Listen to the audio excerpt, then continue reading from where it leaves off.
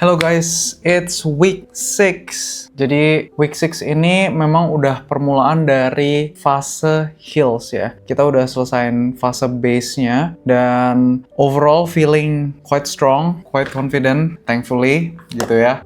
Dan di minggu ke-6 ini sebetulnya lumayan challenging juga karena saya nggak nemu hills yang I think cukup panjang nanti ke depannya. Ini sih for now karena kemarin itu sempat hanya beberapa set, 10 set kalau nggak salah 30 detik, jadi still okay gitu. So, going back to week 6 ya, kita ngomongin satu persatu. Senin itu seperti biasa rest day, terus hari Selasanya itu adalah race pace run. Jadi 3 km warm up, terus 2 km race pace run-nya, habis itu recovery run, habis itu 1 kilo race pace run lagi, habis itu 3 kilo cool down. Good morning guys, hari ini hari Selasa, race pace run 10K. Selesai di 10 km, average heart rate-nya di 155.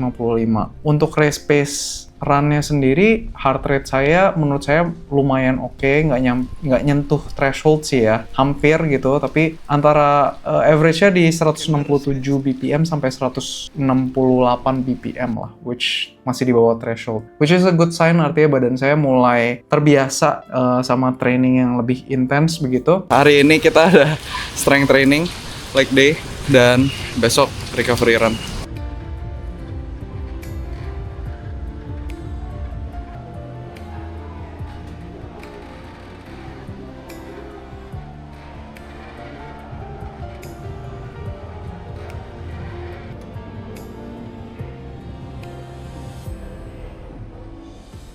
I felt quite tired gitu, tapi still okay. Di hari Rabunya seperti biasa recovery run, jadi heart rate-nya rendah di 137 BPM, selesai di 7 km, dan average pace-nya di 738. Nah, itu saya selesaiin di treadmill, dan kalau nggak salah, malamnya itu saya kayaknya makan kayak es gitu deh, es podeng or something gitu. Terus kayaknya perut saya nggak terbiasa atau kaget or something, malamnya nggak bisa tidur sampai besok pagi, itu sampai sakit kepala, badannya kayak ngilu. Wah, itu hari Kamis, it's quite bad. Saya sampai cuti dari kerjaan, terus saya juga nggak bisa lari lah yang pasti gitu. Karena I don't feel well at all. Itu langsung kayak takut gitu ya guys ya. Aduh, gimana nih my training plan? Aduh, masa baru minggu ke-6 udah nggak bisa, udah bakal bolong gitu. Cuman fokus saya adalah ya udah istirahat dulu aja. Terus saya minum yang banyak, hidrasi yang banyak gitu. Saya bener-bener rest doang seharian, dan Jumat paginya untungnya itu I feel a lot better, normal kembali gitu ya. Jadi ada kemungkinan saya salah makan plus dehidrasi tuh di situ, makanya sakit kepala. So di hari Jumat itu hills, dan pas lagi hill run ini tiba-tiba hujan. Ya, hujan deres banget gitu. Enak sih, adem. Saya emang lebih suka hujan ya dibandingkan panas gitu ya. Hari Jumat harusnya recovery bike, tapi jadi ya hillsnya hari ini karena kemarin saya nggak enak badan, perutnya nggak enak, kepalanya sakit, badannya ngilu, jadi bener-bener istirahat aja. Jadi minggu ini push pull day-nya nggak tahu deh, lihat ya nanti. Harusnya sih nggak begitu intens ya, cuman I don't know deh ntar kayak gimana. Jadi hari ini sama kemarin kayak saya swap gitu ya, tapi jadi ya kemarin bener-bener full rest.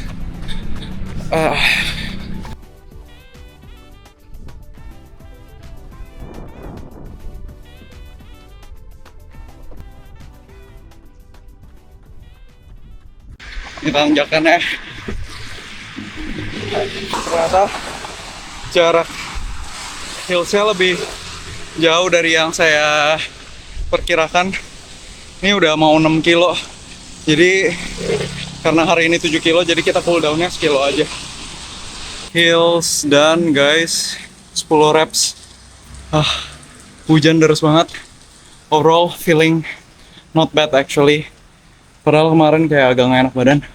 So grateful and thankful dapat 7 kilo. Ya mau push pull day hari ini Mikirnya mau pulang dulu, siap-siap habis praktek gitu. Setelah naik mobil, melihat kemacetannya, buset. Jadi pupus deh harapan buat hari ini, push pull deh ya. Karena hujan, terus saya juga kalau nggak salah agak siang tuh larinya. Banyak mobil motor jadi agak serem di situ. Saya menyelesaikan 7 kilometer di dalam average pace-nya itu 6 menit 40 detik dan average heart rate di 153 BPM. Overall sih saya ngerasa oke ya di kills-nya gitu. Cuman yang saya baru sadari adalah ternyata saya butuh rest yang lebih lama gitu dari originally planned. Terus di hari Jumatnya saya nggak push pull day gitu ya, karena nggak sempet juga, ada klien terus macet banget ya, jadi ya udah skip push pull day. Di minggu 6 ya, hari Sabtunya sama recovery run juga, average pace di 7.32 selama 7 km. Good morning, it's Saturday. Hari ini recovery run 7 kilo. Masih ngantuk nih guys. Kita bakal aim lower half of zone 2 yang pastinya ya bakal naik jalan ya. Ternyata berat juga guys setelah interval. Kemarin seharian aja kayak habis interval tuh jalan kaki kayak berat loh.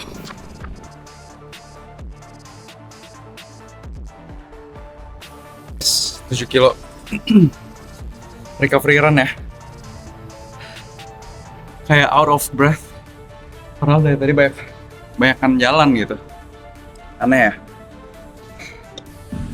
Great run, see you guys tomorrow in the long run.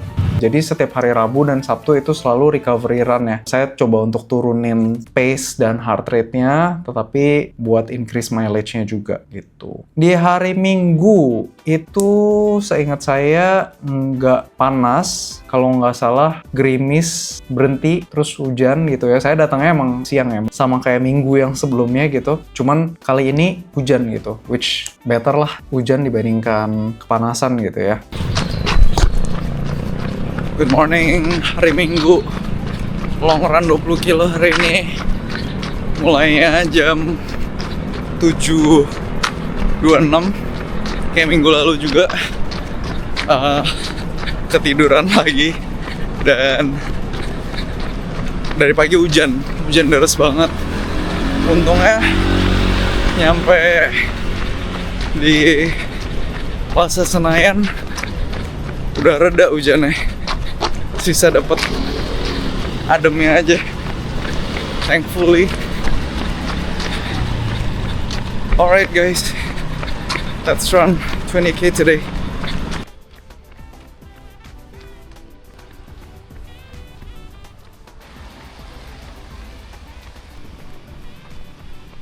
Dari kemarin lagi rame di platform yang lain bagaimana sebuah brand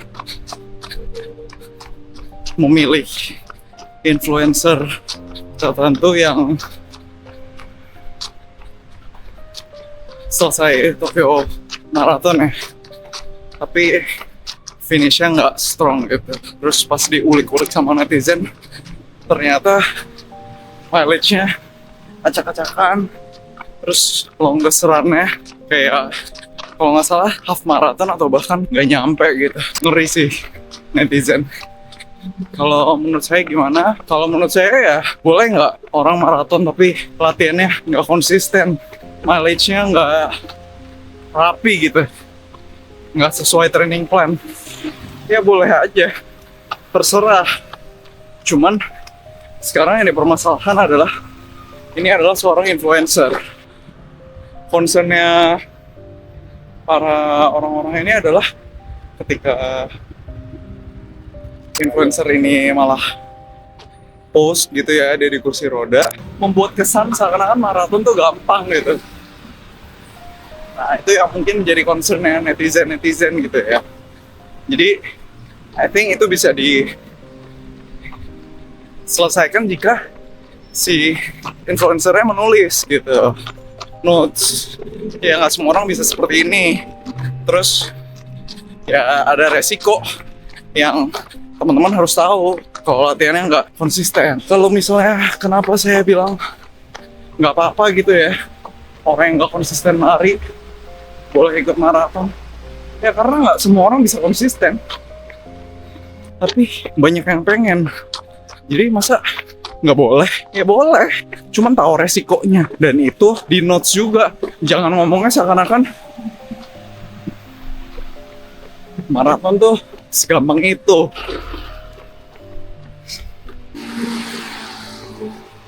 Karena dulu juga sempet ada influencer yang kayak gitu ya. Tapi waktu itu half marathon, saya ingat latihan minimal banget. Tiba-tiba half marathon di bawah 3 jam. Terus dia bangga. Ya boleh lah bangga. Masalahnya kalau jadi influencer tuh harus hati-hati kan. Itu sih guys. Kalau teman-teman nggak tahu, saya juga ngurusin anak. Saya juga kerja. Walaupun ya kerjaan saya privilege-nya adalah nggak selalu 9 to 5.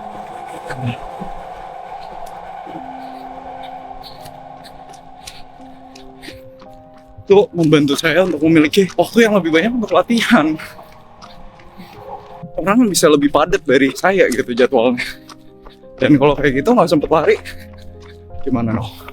Makanya kalau teman-teman nonton video saya di awal di minggu-minggu yang kemarin-kemarin tuh, saya ngomongin base terus. Nah, itu makanya pentingnya base training. Kalau misalnya kita nggak punya fondasi yang kuat, bahaya banget, bisa cedera. Apalagi buat orang yang belum pernah lari atau belum pernah half marathon gitu. Udah half marathon aja tetap harus base training. Kemarin saya base training, kalau tertulisnya sebulan ya, tapi sebelum itu kira-kira hampir 2 bulan sebelumnya tuh saya udah naikin mileage saya.